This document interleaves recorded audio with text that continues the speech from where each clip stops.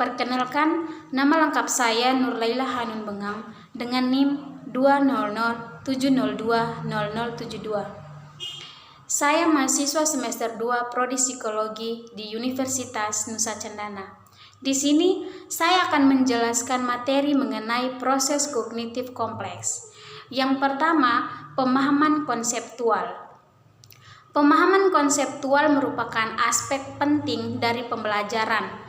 Istilah konsep berasal dari bahasa Latin conceptum, yang artinya suatu yang dipahami. Konsep merupakan ide abstrak yang dapat digunakan untuk mengadakan klasifikasi atau penggolongan yang pada umumnya dinyatakan dengan suatu istilah atau rangkaian kata.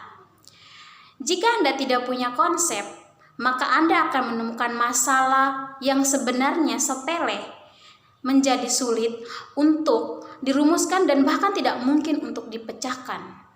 Tentu saja, konsep membantu siswa untuk memahami dunia, dan konsep juga membantu proses mengingat sehingga lebih efisien.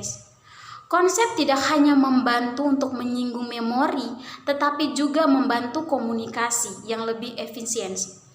Konsep membantu siswa untuk menyederhanakan dan meringkas informasi serta meningkatkan efisiensi memori, komunikasi, dan penggunaan waktu. Yang berikut adalah berpikir. Berpikir adalah memanipulasi atau mengolah informasi dalam memori. Berpikir ini sering dilakukan untuk membentuk konsep, bernalar, dan berpikir kritis, mengambil keputusan, berpikir kreatif, dan memecahkan masalah. Berpikir kritis adalah berpikir reflektif atau produktif dan mengevaluasi bukti. Kesadaran adalah suatu konsep yang mencerminkan pemikiran kritis. Menurut Ellen Langer, kesadaran penting untuk berpikir kritis.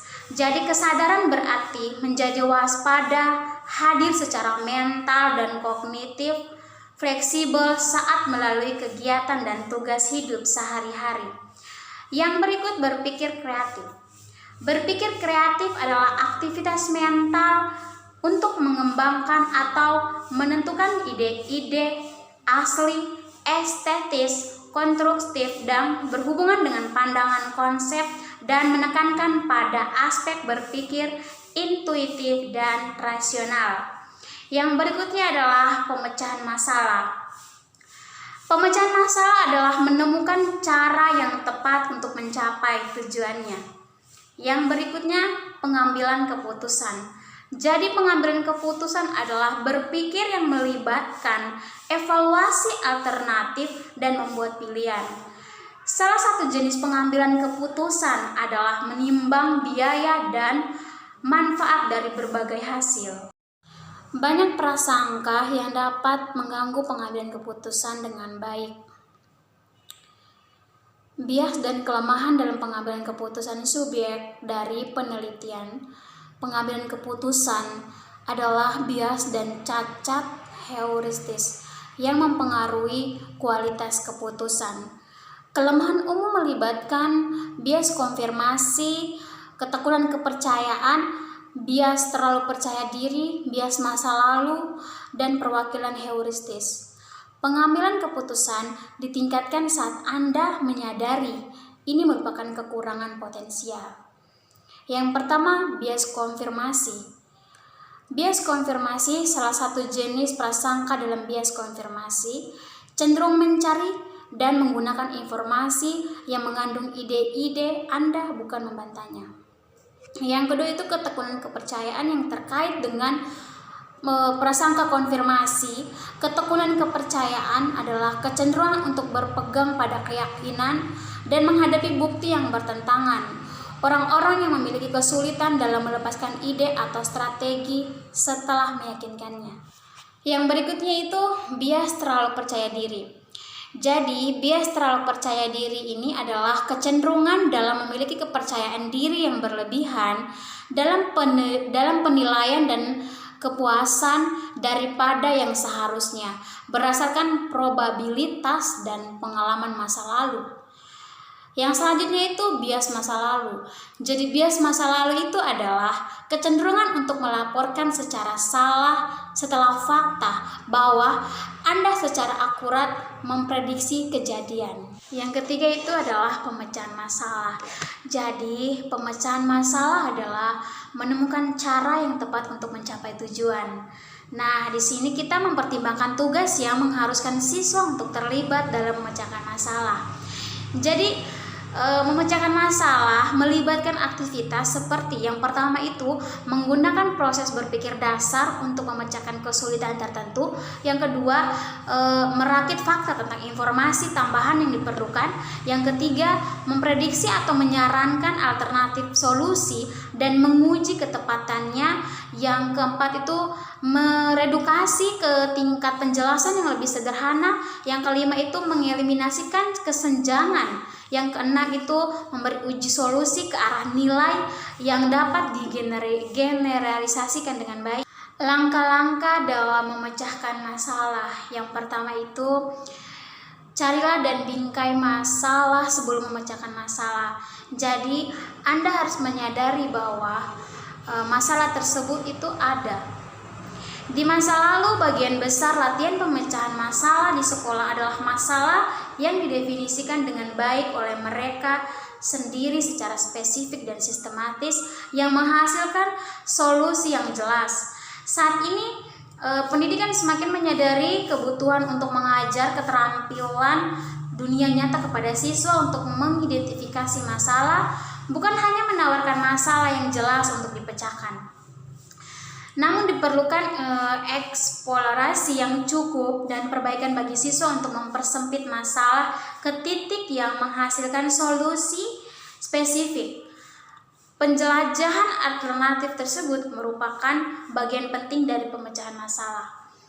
Nah, di sini ada strategi. Yang pertama itu mengembangkan strategi pemecahan masalah yang baik setelah menemukan masalah dan secara jelas mendefinisikannya. Siswa perlu mengembangkan strategi untuk menyelesaikannya. Jadi, pemikiran dan definisi masalah dan solusi dari waktu ke waktu. Langkah terakhir penting dalam pemecahan masalah adalah untuk terus memikirkan dan mendefinisikan masalah dan solusi dari waktu ke waktu. Orang yang pandai memecahkan masalah termotivasi untuk memperbaiki kinerja masa lalu dan membuat kontribusi yang asli. Yang keempat itu transfer. Nah, transfer terjadi jika seseorang menerapkan pengalaman dan pengetahuan sebelumnya untuk belajar atau memecahkan masalah dalam situasi yang baru.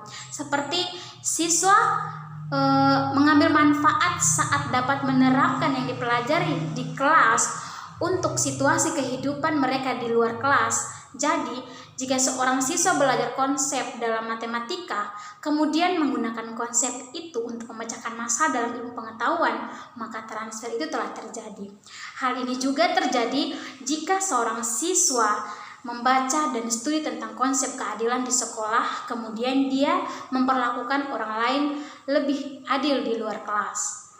Beberapa strategi yang dapat meningkatkan transfer termasuk memberikan 2 atau lebih konsep karena satu sering tidak cukup memberikan representasi atau model kepada siswa. Seperti matriks yang membantu mereka untuk menyusun kegiatan pemecahan masalah dan mendorong siswa untuk menghasilkan lebih banyak informasi sendiri serta meningkatkan ingatan yang perlu ditransfer.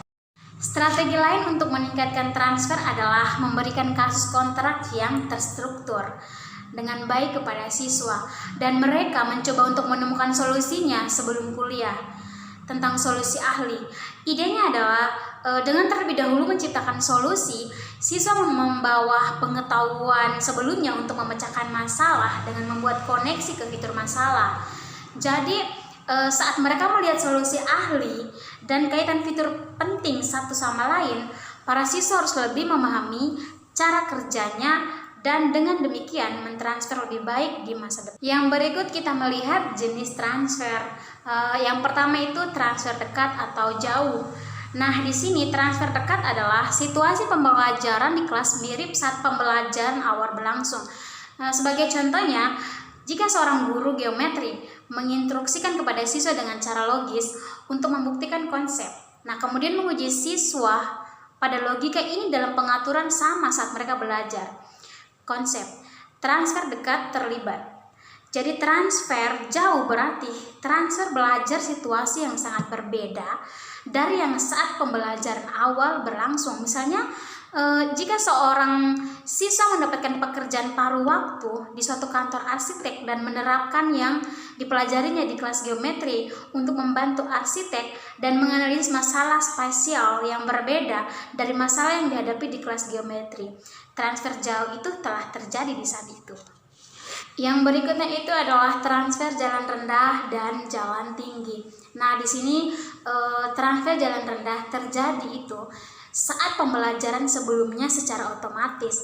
Jadi ini sering secara tidak sadar transfer ke situasi lain. Hal ini terjadi biasanya keterampilan yang dipraktikkan secara sadar itu sedikit kebutuhan untuk berpikir reflektif.